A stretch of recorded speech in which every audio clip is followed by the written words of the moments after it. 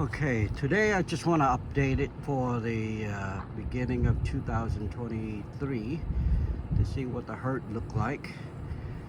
This year, as you can see, all the heifers have been dehorned, warmed, and vaccinated, so they look very nice. I hate them horns, but finally I got a set. Finally all dehorned and fully vaccinated now. They all look fat. It seems like they're all pregnant. Look like this three gonna calf this year. And here's our famous 3 Zebu. The mother is the one in between. I think she's also pregnant. Her belly is also bulging out now. And this is the only 2 old cow we have left. That's the only 2 that actually still have horns. But they give me a very nice calf every year. Especially this right here, number 80. That's my most favorite cow. Always give me a nice calf every year, so I like to keep her. And you all know, here's my tiger stripe.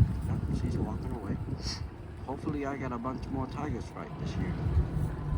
Which is, those of you who don't know, that's a cross between the Zebu and the Hereford. In the winter, we put out a high protein tub for them to munch on, so they look very slick, very nice.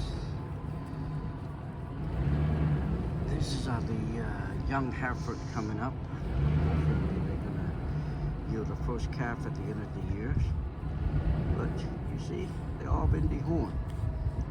Very nice. That's the best thing about miniature. They eat less and they grow good. Thought I'd like to update it for you guys to see what the 23 turned out to be.